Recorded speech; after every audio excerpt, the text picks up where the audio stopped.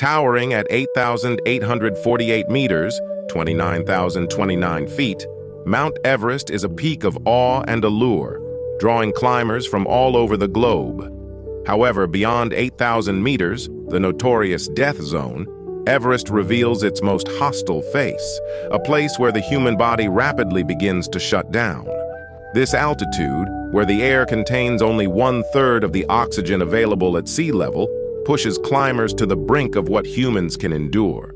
Surviving here requires more than courage. It demands intense physical preparation, psychological resilience, and even a willingness to gamble with one's life. For those who dare to enter this zone, every breath is a battle, every step a gamble, and every heartbeat a countdown against time. When climbers enter the death zone, their bodies start to suffer from hypoxia, a condition caused by severe oxygen deprivation. At such extreme altitudes, the air is so thin that with each breath, a climber is only inhaling about 33% of the oxygen they would at sea level. This forces the heart and lungs to work harder to transport oxygen to vital organs, leading to exhaustion and the breakdown of physical and mental faculties. One of the most immediate challenges climbers face is fatigue. Muscles are starved of oxygen, which results in extreme weakness and a sensation of heaviness. Even minor movements become exhausting. Climbers often find themselves unable to take more than a few steps before having to rest. The cardiovascular system goes into overdrive as the heart beats faster to compensate for the lack of oxygen, placing enormous stress on the heart and increasing the risk of heart attacks or strokes. The brain is one of the most oxygen-sensitive organs in the body, and in the death zone, cognitive functions begin to deteriorate rapidly. Hypoxia impairs judgment, concentration, and coordination. This can lead to fatal mistakes, like unclipping from a safety rope or wandering off the route. Summit fever, a single-minded fixation on reaching the top at all costs, is common even among experienced climbers. Hallucinations and memory loss are also frequent, and climbers have reported hearing voices or seeing visions, which only add to the danger. Among the most dangerous risks in the death zone are high-altitude pulmonary edema, HAPE, and high-altitude cerebral edema, HACE. These conditions are the result of the body struggling to adapt to low oxygen. HAPE causes fluid to leak into the lungs, resulting in difficulty breathing, persistent coughing, and extreme fatigue. Climbers with HAPE may cough up blood and feel as if they're drowning, even in the open air.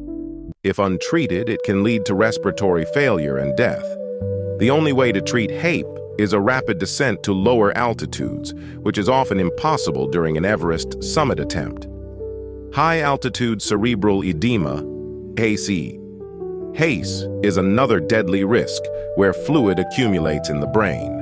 Symptoms include severe headaches, vomiting, loss of coordination, and confusion. As the brain swells, climbers may experience delirium and lose control over motor skills.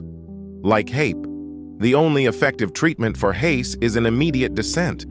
Both conditions are common in the death zone and have claimed the lives of numerous climbers who failed to recognize or address the symptoms in time. Climbers spend months, sometimes years, preparing their bodies for the grueling conditions of Everest's upper altitudes. Training programs often include cardiovascular conditioning, strength training, and high-altitude acclimatization exercises.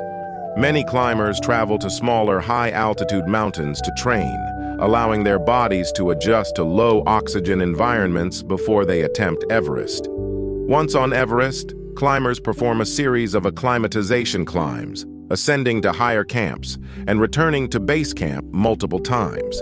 These rotations help the body gradually adjust to thinner air by producing more red blood cells to carry oxygen. Despite these efforts, even acclimatized climbers can experience symptoms of altitude sickness, and the death zone remains as hostile as ever. Mental resilience is critical in the death zone. Fear, isolation, and sensory deprivation take a toll, and climbers must remain focused and calm under extreme stress. Meditation, visualization, and breathing exercises are often part of training. as climbers must be prepared for the overwhelming physical and psychological exhaustion.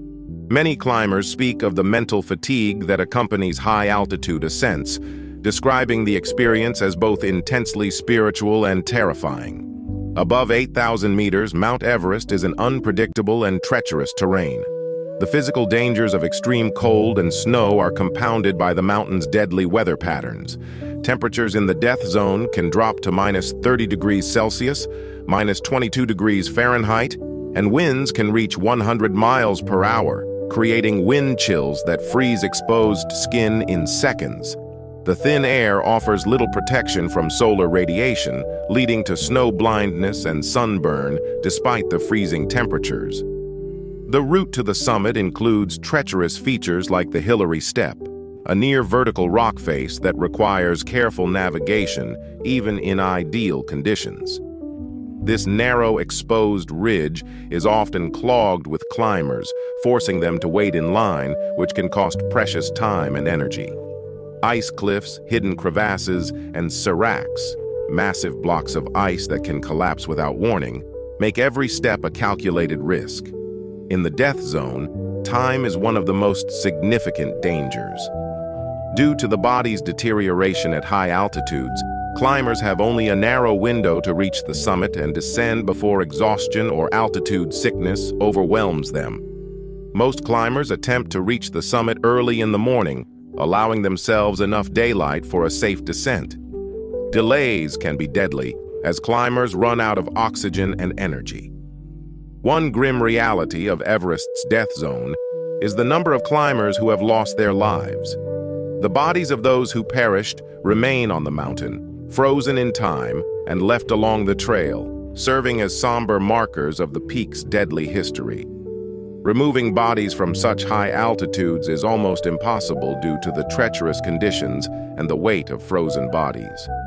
For those who continue the ascent, the sight of fallen climbers is a stark reminder of the risks. These bodies serve as chilling landmarks.